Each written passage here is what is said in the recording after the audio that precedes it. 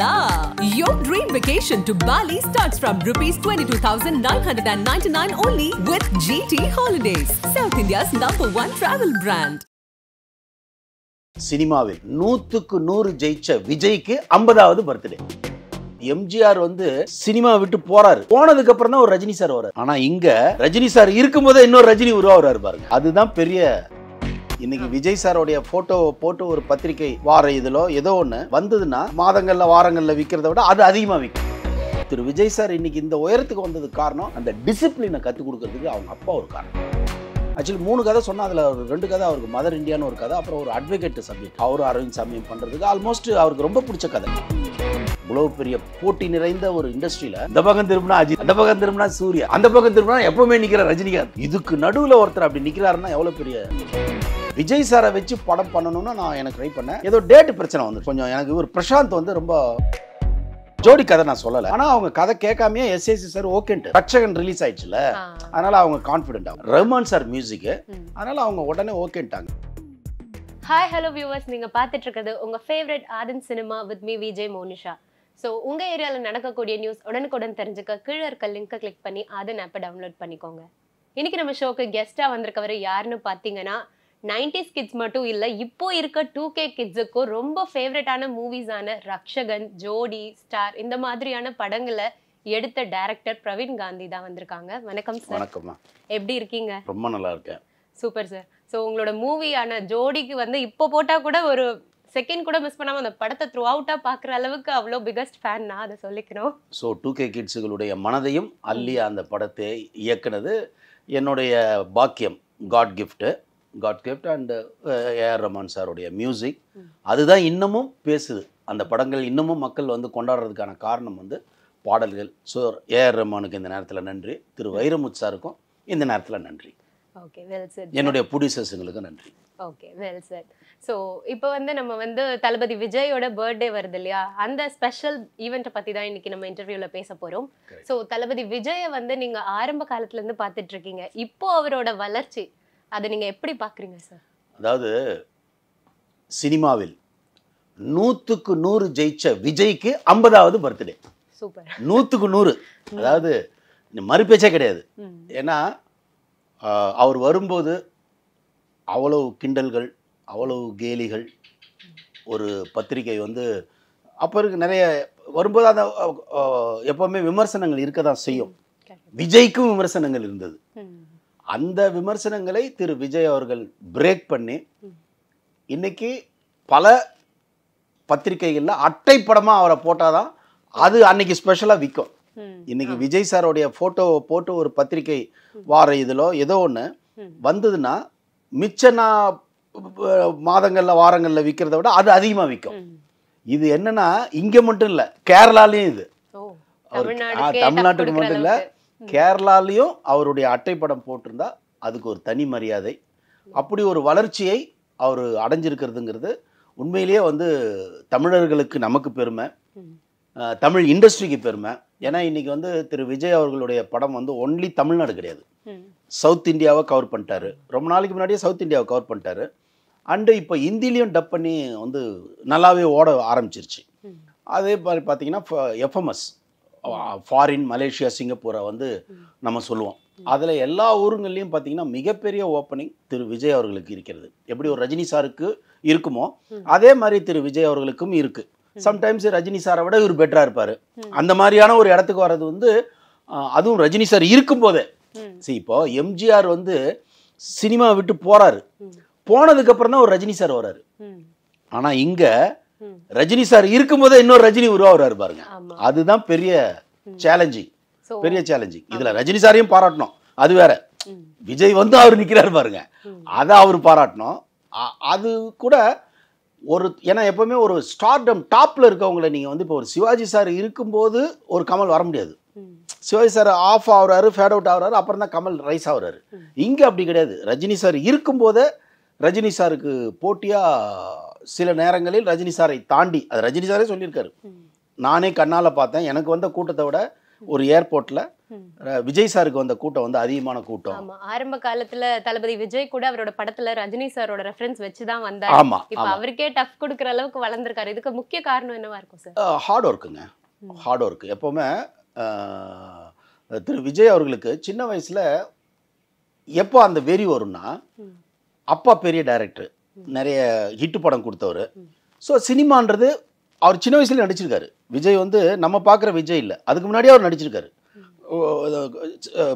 ஸ்டூடெண்டாலாம் நடிச்சிருக்காரு. அவர் அப்பாவோட படங்கள்லேயே சின்ன சின்ன கேரக்டர்லாம் பண்ணியிருக்காரு அப்பா படத்தில். ஸோ அவர் சினிமா வந்து அவருக்கு பரிச்சயம் தான். ஆனால் என்னை வந்து ஹீரோவாக போட்டு எடுங்க அப்படின்னு கேட்குற அளவுக்கு அப்போதைக்கு விஜய் சாருக்கு தனக்கே கான்ஃபிடென்ட் இல்லை. அவர் பயந்து தான் அப்பா கிட்ட சொல்லியிருக்காரு. அப்பா அதை ஒத்துக்கவே இல்லை. நீ ஒழுங்கா படின்ற வழக்கம் போல எல்லா அப்பாக்களும் சொல்கிறதா அவரும் சொல்லியிருக்காரு. அதை மீறி அடம் பிடிச்சி அப்போது தன்னுடைய சொத்துக்கள் எல்லாம் விற்று தான் வந்து ஒரு 2-3 படம் பண்ணுறாரு. பெரிய லெவலில் கை கொடுக்கல பிகினிங் வரும்போது. அப்போவே திரு விஜய் அவர்களுக்கு ஒரு வலி வரும். ஏன்னா தான் கண்ணு முன்னாடி அப்பா சம்பாதிச்ச சொத்தெல்லாம் வந்து நம்மளால போகுதுன்னா அது எந்த பிள்ளைக்கும் கஷ்டமாக இருக்கும்ல. அதுவும் விஜய் மாதிரி ஒரு பொறுப்பான பையனுக்கு வந்து நிச்சயமாக அது தப்பாக தான் தெரியும். ஸோ அப்போது ஒரு வெறி ஒன்று ஸ்டார்ட் ஆகுது. நீங்கள் கேட்டிங்க இல்லையா எங்கே அந்த வெறின்னு. தன்னுடைய அப்பா தான் சம்பாரித்த மொத்த சொத்தையும் தான் மேலே கட்டி அது எங்கேயோ சொதப்பிடுமோ அப்படிங்கிற பயம் வருது இல்லையா. அந்த பயம் வந்து கூடுதலாக நம்மளை வந்து வெறியாக்கும். அந்த வெறி தான் அவரை வந்து அப்படியே மோல்டு பண்ணி திரு விஜயகாந்த் அவர்களோட ஒரு என்ட்ரி கொடுக்குறாரு. அது கொஞ்சம் பேசப்படுது. அதுக்கடுத்து ரசிகன் ஒரு படம் நினைக்கிறேன், ரசிகன் கரெக்ட், அது நல்லா ஓடிச்சு அந்த படம். அதுக்கப்புறம் பூவே உனக்காக அப்படின்னு வந்தவர் இப்போ நமக்காக வாழ்றாரு. பூவே உனக்காகன்னு வந்தவர் இன்றைய இளைஞர்களுக்காக நமக்காக திரு விஜய் அவர்கள் வந்து இன்றைய ஒரு இடத்துக்கு வந்திருக்காருன்னா அவ்வளோ பெரிய வளர்ச்சிக்கு பின்னாடி இருக்கிறது தன்னுடைய அப்பா தான் மேலே வச்சிருக்கிற நம்பிக்கையை தோக்கடிக்கூடாது அப்படின்னு இன்னொரு நம்பிக்கையும் அவர் நிறைவேற்ற போறாரு. யாரோட நம்பிக்கையை? திரு எஸ்ஏசி அவர்களுடைய நம்பிக்கையை. எஸ்ஏசி சாருக்கு 2 நம்பிக்கை இருந்தது. என் பையன் பெரிய ஹீரோ ஒரு காலத்தில் நம்ப ஆரம்பிக்கிறார். ஒரு பீரியட்ல வேணாண்டா அப்படின்னு சொன்னவர் அப்புறம் அவருடைய ஹார்ட் ஒர்க்கை பார்த்துட்டு இவர் பெருசாக வருவார்னு நம்பி அப்புறம் பையனை வந்து ப்ரமோட் பண்ணுறாரு. திரு விஜய் சார் இன்னைக்கு இந்த உயரத்துக்கு வந்ததுக்கு காரணம் அந்த டிசிப்ளினை கற்றுக் கொடுக்கறதுக்கு அவங்க அப்பா ஒரு காரணம். ஏன்னா ஒரு சினிமாவில் வந்துமா ஒரு டைரக்டரை நீங்கள் வந்து ஒரு ஹானர் பண்ணணும், ப்ரொடியூசருங்க நல்லா இருக்கணும் அப்படின்ற எண்ணம் வந்து ஒரு நடிகனுக்கு வந்தாதான் அந்த நடிகன் எப்போவுமே சர்வே ஆக முடியும். டைரக்டரை மதிக்கணும், ப்ரொடியூசருக்கு லாபம் சம்பாரிச்சு கொடுக்கணும். இது 2மே எஸ்ஏசி சார் வந்து பண்ணவர். ஓகே, ராம்நாராயணன் சார் எஸ்ஏசி சார்லாம் அந்த காலத்தில் ப்ரொடியூசர்களுக்கு லாபம் வருதான்றத கணக்கு பார்த்துக்கிட்டே படம் எடுக்கிறவங்க, அப்படி வளர்ந்தவர். ஸோ அப்போது அவர் ஃபீட் பண்ணுறாரு. என்ன விஜய்க்கு ஃபீட் பண்ணுறாரு திரு விஜய் அவர்களுக்கு, நீ கரெக்ட் டைமுக்கு ஷூட்டிங் போகணும், லேட் பண்ணக்கூடாது, நீ வந்து உன் வேலையை மட்டும்தான் பார்க்கணும், டைரக்டர் சொல்கிறத தான் கேட்கணும். ஸோ இதெல்லாம் ஒரு அப்பா வந்து அந்த கைடன்ஸ் கொடுத்த உடனே அதை வந்து 100% பிடிச்சிக்கிறாரு. ஓகேங்களா? Sincerity, dedication, okay, and respect. Work பண்ணுறவங்களுக்கு கொடுக்குற ரெஸ்பெக்ட். யாரை பற்றி தப்பாக பேச மாட்டார். சினிமாவில் 2 பேர் தான் அந்த குவாலிட்டியில் எனக்கு தெரிஞ்சு இருக்காங்க, இப்போவும் இருக்காங்க. திரு Rajinikanth, super star Rajini sir shooting ஸ்பாட்டில் இதை எனக்கு ராதாரவியே சொல்லியிருக்காரு. நடிகர் ராதாரவி சார் சொன்னார் என்கிட்ட, நாங்கள்லாம்ப்பா சேரை போட்டு கலாட்டா பண்ணிகிட்டு இருப்போம் ஒரு கூட்டமாக இருக்கும்போது, ஆனால் ரஜினி சார் அந்த பக்கம் திரும்பி புக்கு படிச்சுட்டு இருப்பார். நான் ஒரு வாட்டி கேட்டேன், இல்லைங்க நம்ம யாரை பற்றி பேசினாலும் நம்ம ஜாலிக்கு பேசினா கூட யாரையோ ஹர்ட் பண்ணுற மாதிரி ஆகிடும், அது அவங்க காதுக்கு போகும், ரஜினியே இப்படி சொன்னார் அப்படின்னு வரும், அதனால நான் அவாய்ட் பண்ணுறேன்னு சொன்னார். இது முன்னே பெரிய விஷயம் இல்லையா? அதே மாதிரி தான் திரு விஜய் அவர்களும். விஜய் அவர்கள் யாரை பற்றியுமே அவரை பற்றி தப்பாக பேசினா கூட பேச மாட்டார். அந்த அளவுக்கு ஒரு மெச்சூரிட்டி. இந்த மெச்சூரிட்டி எல்லாம் தந்தது யாருன்னு பார்த்தீங்கன்னா எஸ்ஏசி சார். ஸோ எஸ்ஏசி சாரை நம்ம பாராட்டி தான் ஆகணும். ஸோ இந்த அளவுக்கு குட் குவாலிட்டி இருக்கிறதால தான் இவங்க 2 பேருமே டாப் ஹீரோஸா இன்னை வரைக்கும் பேசப்படுறாங்க. நிச்சயமா இருக்காங்க, இல்லாமலாம் முடியாதுங்க. குவாலிட்டி தாங்க. சினிமாவில் நீங்கள் வந்து முதல்ல ஒர்க்கு சின்சியாரிட்டி, அதில் நீங்கள் காம்ப்ரமைஸாக ஆகக்கூடாது, சொன்ன நேரத்துக்கு நிற்கணும். அது வந்து நான் நாகார்ஜுன் சார்கிட்ட ஒர்க் பண்ணேன், அவரும் அப்படி தான். 6 மணினா காலைல 6 மணிக்கு வந்து நிற்பார். அதே மாதிரி பிரசாந்த், அவரும் கரெக்டாக பர்ஃபெக்டாக இருப்பார். இப்போ தான் கொஞ்சம் எல்லாம் வந்து சரியாக வரதில்லைன்னு எனக்கு தெரியல. ஏன்னா நான் வந்து கொஞ்சம் அவேவாக இருக்கேன் இண்டஸ்ட்ரியை விட்டு. இப்போ வந்து நிறைய நடிகர்கள் மேலே குற்றச்சாட்டு வரதே இல்லை, வீட்டுக்கு மேலே ஷூட்டிங் வச்சிங்கன்றாங்க அப்படிலாம் நிறைய குற்றச்சாட்டுகள் இருக்கு. அனைமே உங்களுக்கும் புரிஞ்சிருக்கும் நான் யாரை சொல்கிறேன்ட்டு, இண்டஸ்ட்ரிக்கே தெரியும். மேபி அவருக்கு அதில் இன்னும் நான் சொல்கிற நடிகரும் நல்ல நடிகர், மிக பிரமாதமான நடிகர். சிம்புவை தான் சொல்கிறேன், இதில் என்ன இருக்குது, நல்ல நடிகர். அவருக்கு தீனி போடுற டைரக்டராக இருக்கணும், இல்லைன்னா அவரை கண்ட்ரோல் பண்ண முடியாது. இதுதான் நான் அவரை பர்சனலாக எனக்கு சிம்பு தெரியும். அவரை கண்ட்ரோல் பண்ணுற அளவுக்கு டைரக்டர் நாலேஜபிளாக இருக்கணும். சும்மா அந்த சொதப்புறா ஏமாத்துறாம இருந்தால் அவர் உங்களோ ஏமாற்றி தூக்கி சாப்பிட்டு போயிடுவார் சிம்பு. சிம்பு மாதிரி சிம்பு நமக்கு தெரிஞ்சு நிறைய பேரை சொல்கிறாங்க சொன்ன நேரத்துக்கு வரமாட்டேங்கிறாங்க அப்படின்னா, நிறைய குற்றச்சாட்டு. இந்த கேரவேன் வந்ததுக்கப்புறம் யாரையும் பிடிச்சி உட்கார வைக்க முடியல, எல்லாம் போய் வண்டியில் உட்காந்துக்கிறாங்க. திரு விஜயெல்லாம் அப்படி கிடையாது, பர்ஃபெக்ட். சொன்ன நேரத்துக்கு வருவார், சொன்ன நேரத்துக்கு முடிச்சு கொடுப்பாரு, சம்பளம் பேசின சம்பளம் தான் வாங்குவார். அதுதான் நீங்கள் கேட்ட கேள்விக்கான பதில். ஏன் இவ்வளோ காலம் இவ்வளோ சிறப்பாக இருக்காருன்னா இந்த டிசிப்ளின் தான். தொழிலில் நான் நல்லா இருக்கணும், என்னை நம்பி வரவங்களும் நல்லா இருக்கணும், என்னை நம்பி வர ஃபேன்ஸுக்கு நான் படம் எடுக்கணும். மூணாவது முக்கியமான குவாலிட்டி, என்னை நம்பி தேட்டருக்கு என் ரசிகன் வரான், அவனுக்கு நான் துரோகம் பண்ணக்கூடாது, அவன் கொடுக்குற காசுக்கு நான் ஒர்க் பண்ணணும் அப்படின்னு ஒரு எத்திக்ஸ், ஒரு தொழில் கமிட்மெண்ட் இருக்கு இல்லையா, அந்த கமிட்மெண்ட்டு திரு விஜய்க்கு நிறையவே இருக்குது. அவர் கதை கேட்கும்போதே நான் 2 கதை சொல்லியிருக்கேன். ஆக்சுவலி 3 கதை சொன்னால் அதில் ஒரு 2 கதை அவருக்கு மதர் இந்தியான்னு ஒரு கதை, அப்புறம் ஒரு அட்வொகேட் சப்ஜெக்ட் 2 கதை. அவரும் அரவிந்த் சாமியும் பண்ணுறதுக்கு ஆல்மோஸ்ட் அவருக்கு ரொம்ப பிடிச்ச கதை, இப்போ அவர் மைண்டில் இருக்கிற கதை 2மே. பட் அன்ஃபார்ச்சுனேட்லி நான் ஃபாலோ பண்ணல. அப்புறம் காலங்கள் மாறிடுச்சு, நான் டோட்டலாகவே இதுவாயிட்டேன். ஸோ அப்போ அவர் வந்து கதை கேட்கும்போதே ரொம்ப சின்சியராக கேட்பார், ரொம்ப அது தெரியும் ஒரு சின்சியராக இருக்காருப்பா அவருக்குன்னு. கேட்டு கரெக்டான ஒப்பீனியன் கொடுப்பாரு. இந்த கதையில் இதெல்லாம் நல்லா இருக்குது, இதெல்லாம் நல்லா இல்லைன்ற அந்த நாலேஜ்லாம் இருக்குது. ஸோ இதெல்லாம் யாருக்காகனா ரசிகனுக்காக. ரசிகன் படத்தின் மூலம் ரசிகர்களை, கோடான கோடி ரசிகர்களை பிடித்த திரு விஜய் ரசிகர்களுடைய மன ஓட்டத்தில் தான் கதையை கேட்பார், இது பண்ணால் கரெக்டாக வரும்னு. ஸோ இன்ன வரைக்கும் அவர் அந்த இடத்துல நிற்கிறாருன்னா இந்த எல்லா குவாலிட்டியும் சேர்ந்து தான் அவர் அந்த உச்சத்தில் இருக்கார். ஓகே.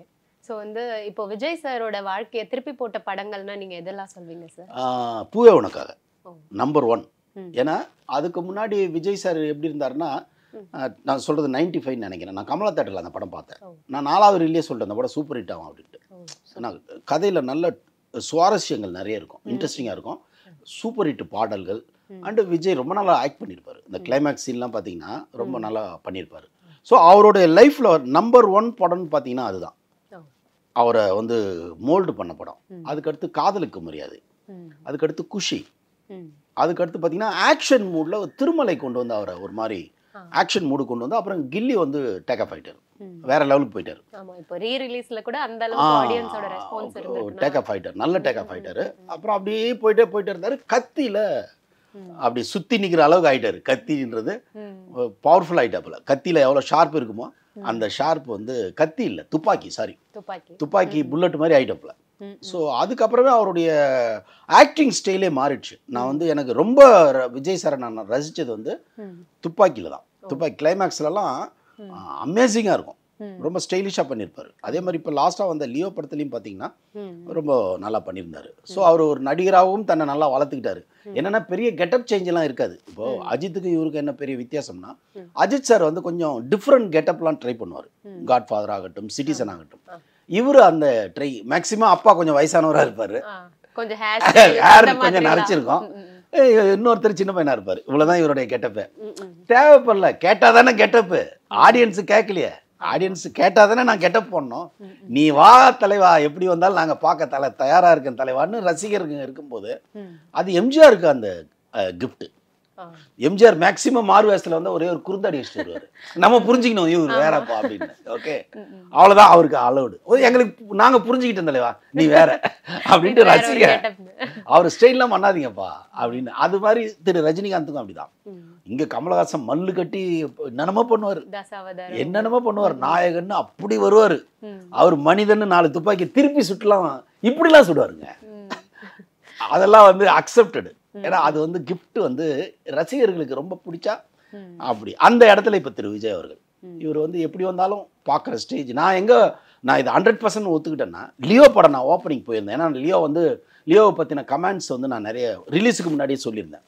அதாவது ஜெயிலர் அது கலெக்ஷனில் கலெக்ட் பண்ண ஓவர்டேக் பண்ணாது, ஆனால் பெரிய ஹிட் ஆகும், பெரிய ஓப்பனிங் இருக்கும்னு நான் ரிலீஸுக்கு முன்னாடியே சொன்னேன். அதனால எனக்கு நான் ஃபர்ஸ்ட் ஷோவே போய் பார்த்தேன், நம்ம சொன்னது கரெக்டா இல்லையான்னு. அதே மாதிரி தான் அதில் வந்து அவருடைய ஃபேன்ஸு கூட்டத்தை பார்த்து நான் ஆடி போயிட்டேன். நான் வந்து உதயம் தேட்டரில் பார்த்தேன். அப்பா பயங்கர கூட்டம், செம கூட்டம். அதெல்லாம் வந்து ரஜினி சாருக்கு பிகினிங் காலகட்டங்களில் இருந்தது. நாங்கள்லாம் போய் பார்க்கும்போது அப்படி தான் போய் பார்ப்போம். ஸோ அதை வந்து தக்க வச்சிருக்காரு.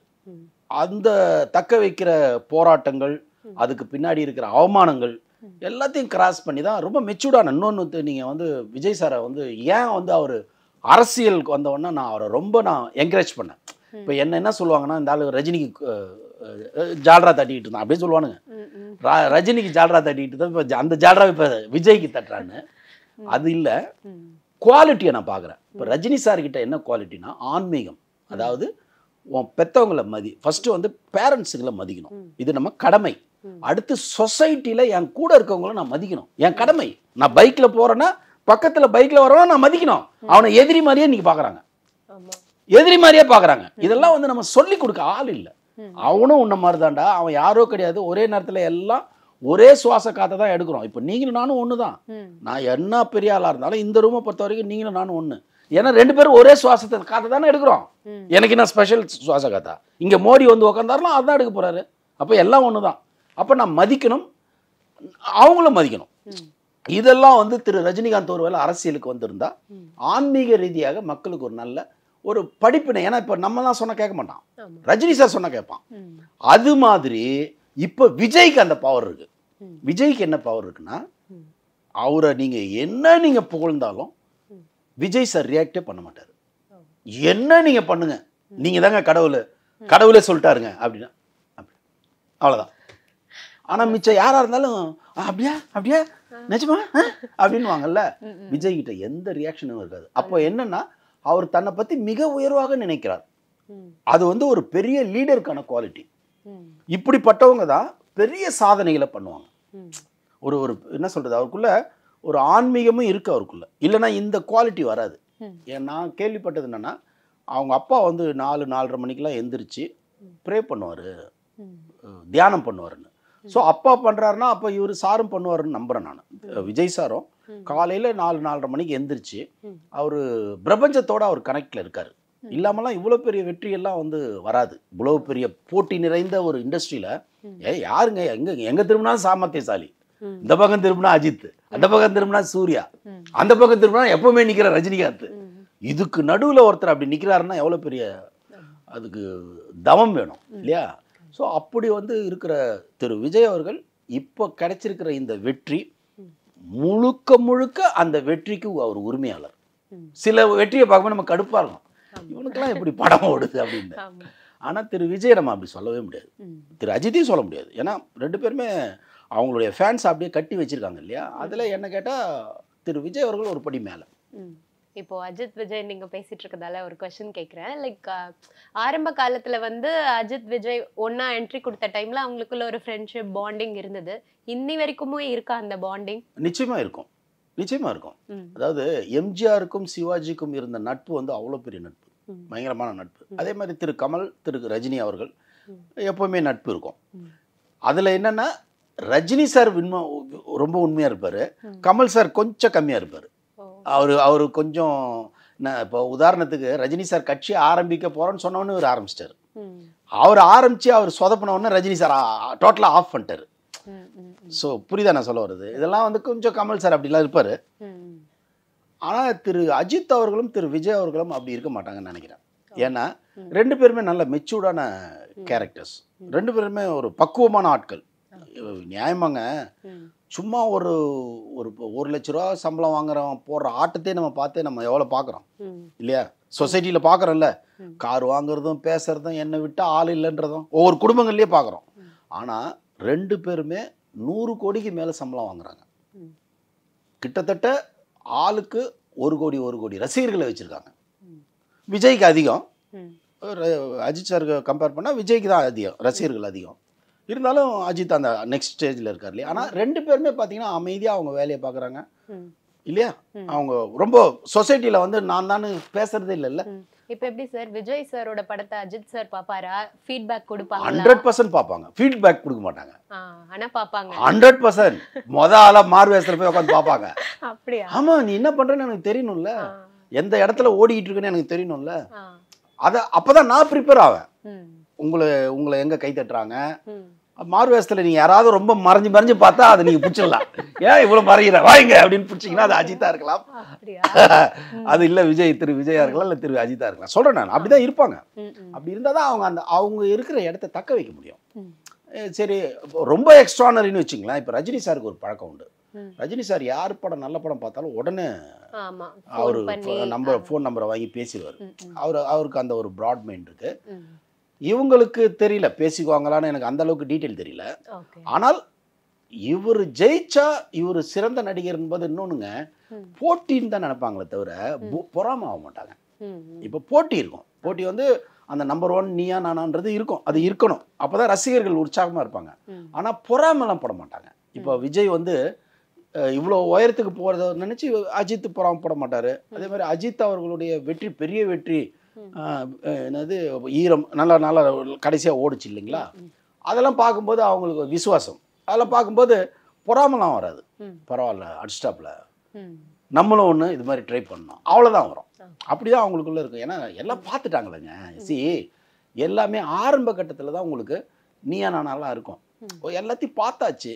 இனிமேல் என்னென்னா, ஓகே உன் ரூட் இதுவாக இருக்குது, என் ரூட் இது, நம்ம அந்த மெயின்டைன் மட்டும் பார்க்கணும், மெயின்டைன் பண்ணணுன்றதுல தான் இருப்பாங்க. மிச்சப்படி பெரிய பொறாமை இருக்காதுன்னு நினைக்கிறேன் ரெண்டு பேருக்குள்ள. ஓகே. ஸோ அஜித் சார் வந்து விஜய் சாரோட அரசியல் வருகை எப்படி பார்த்துருப்பாங்க? அது எப்படின்னாங்க, நிச்சயமாக ரஜினி சாருக்கு தூக்கம் போயிருக்கோம்.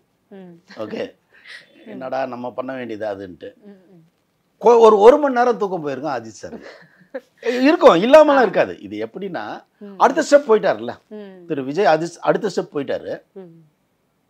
இப்போ நம்ம அந்த அடுத்த ஸ்டெப்புக்கு என்ன கவுண்டர் கொடுக்கறது இல்லையா? நீங்க அடுத்த ஸ்டெப் போயிட்டீங்க. இப்போ நான் அரசியலில் வரதா, இல்லை இன்னொரு கட்சியோட சேர்றதா, இல்லை உங்களுக்கு பாராட்டு சொல்றதா, இல்லை ஓட்டு போட்டு நான் விஜய்க்கு தான் ஓட்டு போட்டேன்னு சொல்றதா?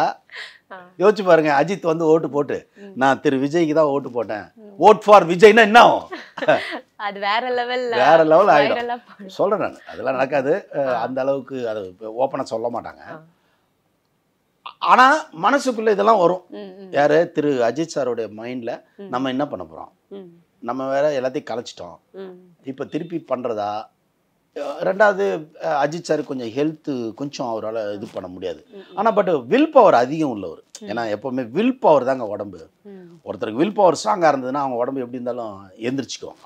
அதனால் அஜித் சாருக்கு நல்ல வில் பவர். அதனால் உடம்பு விஷயம்லாம் அவருக்கு பெருசாக இருக்காது. அவர் தான் டிசைட் பண்ணோம்.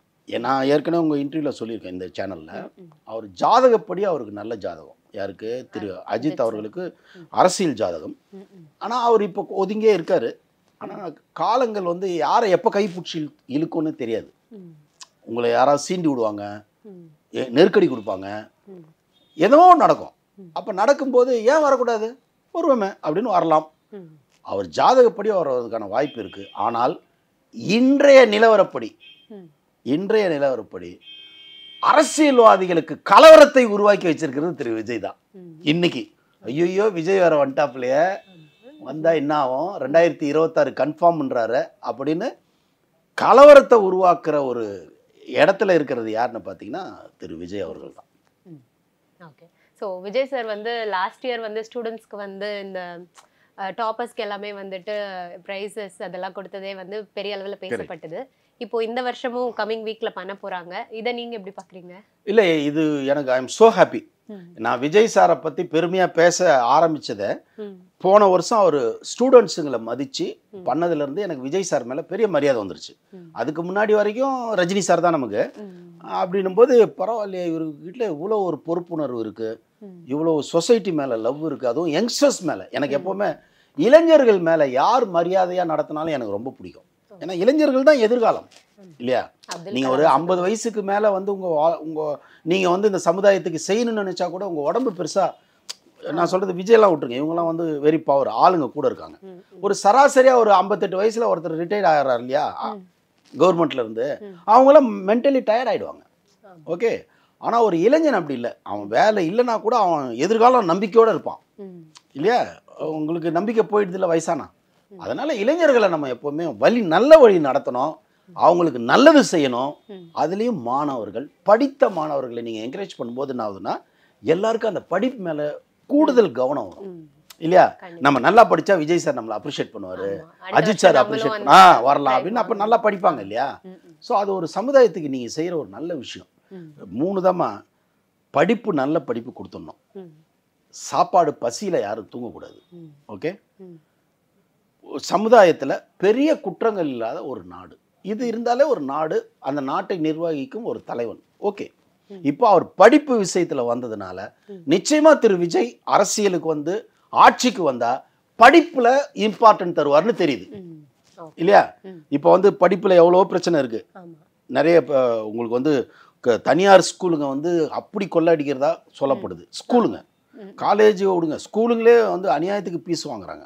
எல்கேஜி யூகேஜி பெரிய பிஸ்னஸாக இருந்து அது. அப்போ திரு விஜய் அவர்கள் வந்தாருன்னா கல்விக்கு இம்பார்ட்டன்ட் கொடுப்பாரு, எல்லாரையும் படிக்க வைக்க தூண்டுவாரு. அப்புறம் ஹெல்த்து. ஸோ அடுத்ததான் அவர் என்ன பண்ணா ஹெல்த்துக்கும் இதே மாதிரி ஹெல்ப் பண்ணாருன்னு வச்சுங்களேன். ஸோ இவருக்கு அடிப்படையில் மக்கள் மேலே இவருக்கு லவ் இருக்குன்னு தெரிய வருது நமக்கு. இப்போ என்ன சொல்லுவாங்கன்னா இவர் சுயநலமாக பண்ணுறாரு சொன்னாங்க, அப்பயே சொன்னாங்க. அது என்ன கரெக்டாக 234 தொகுதியிலையும் போய் நீங்கள் 234 தொகுதியில் ஜெயிச்சிங்கல்ல, நீங்கள் எதாவது பண்ணீங்களா? பண்ண சொல்லி கவர்மெண்ட்டே உங்கள் கையில் கொடுத்துருக்கோம், பண்ணீங்களா? அவர் எதுவுமே இல்லாமல் பிற்காலத்தில் பண்ணுவோன்னு வராரு. அதை போய் கிண்டல் பண்ணிட்டு இருக்கிறீங்க இல்லையா? உங்கள் எத்தனை பேர் வந்து தனி அரசியல்வாதிங்க செய்கிறாங்கம்மா? கிடையவே கிடையாது. தனிப்பட்ட முறையில் திரு விஜய் அவர்கள் வந்து செய்கிறாரு. அதே மாதிரி அஜித்தும் மறைமுகமாக செய்கிறதா சொல்கிறாங்க. பட் விஜய் ஓப்பனாக டிக்ளேர் பண்ணி செய்கிறாரு. அப்போ அதை வந்து ஆனால் அந்த ஸ்கூல் விஷயத்தை யாரும் பெருசாக கிண்டல் பண்ணல. ஒரு சிலர் பண்ணாங்க, நிறைய பேர் பாராட்டினாங்க. ஏன்னா பாராட்டக்கூடிய வேண்டிய செயல், அந்த செயல் வந்து பாராட்டப்பட வேண்டிய செயல். இந்த செயல் வந்து எனக்கு அவர் மேலே ஒரு புது நம்பிக்கையை தமிழர்களுக்கும் இளைஞர்களுக்கும் தந்திருக்கு. எதிர்காலத்தில் இளைஞர்களுடைய ஓட்டு வந்து சாலிடா திரு விஜய்க்கு விழும். நான் ஒரு டேட் சொல்றேன், அந்த டேட் சொல்றேன், உங்களுக்கு என்ன ஸ்ட்ரைக் ஆகுதுன்னு சொல்லுங்க. 9/9/1999 என் ஜோடி படம் ரிலீஸ் ஆன டேட். ஓகே, இது ஏன் நான் ஸ்பெசிஃபிக்கா கேக்குறேன் அப்படின்னா, ஜோடி படத்துல முன்னாடி விஜய் சார் தான் வந்து நீங்க அப்ரோச் பண்ணதா இருந்தீங்க. சோ அதே டைம்ல அதே டேட்ல தான் வந்து விஜய் சாரோட மின்சாரக்கும் ரிலீஸ் ஆகுது. KS Ravikumar director. சோ இது எப்படி ஒரு போட்டியா நீங்க ரிலீஸ் பண்ணீங்களா ஒரே டேட்ல? இல்ல என்னன்னா அது மேபி அது கோஇன்சிடென்ட் தான் அது.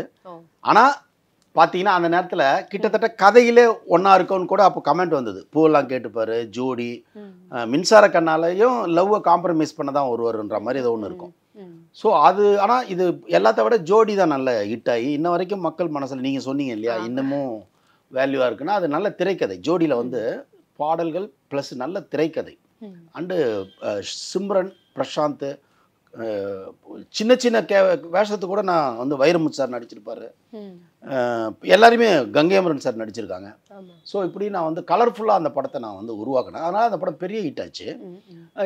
மின்சார கண்ணான்ற படம் வந்து என்னென்னா விஜய் சாரை வச்சு படம் பண்ணணும்னா நான் எனக்கு ரொம்ப ஆர்வம், எனக்கு ரொம்ப ஆர்வம். ஏன்னா அப்போ ரைஸ் ஆகிட்டார் அவர், இவரை வச்சு பண்ணிடணும் அப்படின்னு நான் ட்ரை பண்ணேன். ஏதோ டேட்டு பிரச்சனை வந்துடுச்சு கொஞ்சம். எனக்கு இவர் பிரசாந்த் வந்து ரொம்ப அந்த கம்பெனியில் அதுக்கு முன்னாடி ஜீன்ஸ் பண்ணார், காதல் கவிதைன்னு ஒரு படம் பண்ணியிருந்தார். அதனால் அந்த கம்பெனிக்கு ரொம்ப க்ளோஸாக இருந்தார் பிரசாந்த். அதனால் விஜய் சாருக்கு நான் அப்பாயின்மெண்ட் கேட்டு அவர் எல்லாம் கதை கூட வேணான்ட்டாங்க. அவங்க தேர் ரெடி, ஏன்னா நல்ல செட்டப் இல்லையா. இல்லை கதை ஜோடி கதை நான் சொல்லலை, ஆனால் அவங்க கதை கேட்காமையே எஸ்ஏசி சார் ஓகேன்ட்டார் கதை. ஏன்னா ரட்சகன் ரிலீஸ் ஆயிடுச்சுல, அதனால் அவங்க கான்ஃபிடென்ட் அவங்களுக்கு. அவர் விஜய் சாரும் ஏன்னா ரஹ்மான் மியூசிக், அதில் இன்னொரு இம்பார்ட்டன்ட் என்னன்னா ரஹ்மான் சார் மியூசிக்கு. அதனால் அவங்க உடனே ஓகேன்ட்டாங்க. கொஞ்சம் ஒரு 2-3 மாதம் ஏதோ ஒரு அப்போ வேறு ஏதோ ஒரு கமிட்மெண்ட்டில் இருந்தார். ஆனால் பிரசாந்த் இதை தெரிஞ்சு பிரசாந்த் சார் அந்த கம்பெனியோடயே இருக்கிறதுனால பிரசாந்த் வந்து வந்ததுனால உடனே பிரசாந்த் இருந்தாலும் நானும் எனக்கு என்னென்னா ரட்சகன் பண்ணிவிட்டு ஒரு 1 இயர் வந்து அடுத்த படம், ஏன்னா ரஹ்மானை வச்சு பண்ணும்போது கேப் வரும். ஸோ நம்மளும் வந்து ரொம்ப கேப் விடக்கூடாதுன்ட்டு நான் என்ன பண்ணிட்டேன், பிரசாந்த் வச்சு பண்ணிட்டேன். ஸோ ஆனால் இந்த ரிலீஸ் டேட்டில் நீங்கள் கேட்ட மாதிரி மின்சார கண்ணை தாண்டி நம்ம ஷாக்கிங் கொடுக்கணுன்றதுல நமக்கு அதெல்லாம் எதுவுமே கிடையாது. அதெல்லாம் எதுவும் கிடையாது. அது அதுவாக நடந்தது. அப்படிதான் அதை எடுத்துக்கணுமே தவிர பிளான் இது இல்லை. ஓகே, நீங்க சொன்னீங்க விஜய் சாருக்காக வந்து 3 கதை வச்சிருந்தேன் அப்படின்னு. அதுல ஜோடியும் ஒண்ணு இல்லையா? இல்ல அது வேற, மூணுமே வேற. ஜோடி கதை அவருக்கு தெரியாது ரிலீஸ்க்கு. அப்புறம் போய் பார்த்துருப்பாரு மேபி. நான் சொன்னது மதர் இந்தியான்னு ஒரு title, full and full action கதை. அது ரொம்ப பிடிச்சது அவருக்கு. அம்மாவை சென்டிமெண்ட்டு. அப்புறம் வந்து அட்வொகேட் வந்து அரவிந்த் சாமி, இவர் வந்து கைதி, தூக்கு தண்டனை கைதி இவர். அந்த மாதிரி ஒன்று சொன்னால் அதுவும் ரொம்ப பிடிச்சிருந்தது. ஸோ அதான் என்னன்னா, விஜய் சார் அப்புறம் நான் வந்து ரொம்ப நாளைக்கு அப்புறம் அவர் விஜய் சாரை நான் மீட் பண்ண போனேன். யூத் சாங் எடுக்கும்போது தான் அவரை நான் லாஸ்ட்டாக பார்த்தேன். அப்போது ஏன் நீங்களே நடிக்கக்கூடாது என்ன கேட்டார் அவர். அது நான் அவரை கன்வின்ஸ் பண்ணி கதை சொல்கிறதுக்காக போனேன். ரொம்ப நேரம் பேசிகிட்டு இருந்தோம், கிட்டத்தட்ட 2 hours இருந்தேன். நான் வாகினின்னு ஒரு ஸ்டுடியோவில் தான் இருந்தது, சாங் எடுத்துக்கிட்டு இருந்தாங்க. அப்போது ஏன் நீங்களே பண்ணுங்களேன் பிரவீன் அப்படின்னாரு. என்ன சாரே சொல்கிறாரு, ஒரு சூப்பர் ஸ்டாரே சொல்கிறாரு அப்படின்ட்டு அதுலேருந்து நம்ம நடிக்கணும்னு அப்படியே டைவர்ட் ஆயிடுச்சு. துள்ளல் நான் படத்தில் நடித்தேன். அது அப்படியே வேற என்னமோ நடந்தது. எனிவே வரப்போகிற வருஷம் திரு விஜய் அவர்களுக்கு 50வது பிறந்தநாள். ஸோ நான் அட்வான்ஸாக திரு விஜய் அவர்களுக்கும் அவரை நம்பி எதிர்காலத்தில் பெரிய மாற்றத்தை உருவாக்க போகிற விஜய் சாருடைய அத்தனை ஃபேன்ஸுங்களுக்கும் விஜய் சாருடைய பிறந்தநாள் வாழ்த்துக்களை சேர்ந்து செலிப்ரேட் பண்ணுற ஒரு பாக்கியம் வந்து எனக்கு அட்வான்ஸாகவே நான் சொல்லிடுறேன். So advance happy birthday to Vijay sir and Vijay சாருடைய எல்லா ஃபேன்ஸுக்கும். இப்போ எப்படின்னா, விஜய் சார் வேற கிடையாது, அவங்க ஃபேன்ஸ் வேற கிடையாது. நீங்க ஒரு வார்த்தை அங்கே பேசிருங்க, கொன்றுவாங்க. நான் தியேட்டரில் பார்த்தேன் நான். அப்போ என்னன்னா, விஜய் சார் வேற கிடையாது, அவங்க வேற கிடையாது. அப்போ விஜய் சார் பர்த்டே, அவங்க பர்த்டே. அப்போ நான் என்னன்னா, ஒட்டுமொத்த ரசிகர்களுக்கும் என்னுடைய அட்வான்ஸ் பர்த்டே சூப்பரா விஷ் பண்ணியாச்சு. ஆதன் டிவில இருந்து ஒரு அமர்க்கலமான wishes for Vijay sir and Vijay சாருடைய ஹார்ட் த்ரோப் ஃபேன்ஸ் எல்லாருக்கும். ஓகே சார், இது வரைக்கும் உங்களோட வேல்யூபிள் டைமை எங்களுக்காக ஸ்பெண்ட் பண்ணி ரொம்ப சுவாரஸ்யமான வந்து பதில்கள்லாம் சொல்லி நம்ம இன்டர்வியூ செஷனை ரொம்ப அழகாக்குனீங்க. ரொம்ப நன்றி சார். தேங்க்யூம்மா. ஸோ உங்களுக்கு இந்த வீடியோ பிடிச்சிருக்கும்னு நம்புறேன். அப்படி பிடிச்சிருந்தா இந்த வீடியோவை லைக் பண்ணுங்க, உங்க ஃப்ரெண்ட்ஸ்க்கு ஷேர் பண்ணுங்க, மறக்காம நம்ம சேனலை சப்ஸ்கிரைப் பண்ணுங்க. தேங்க்யூ.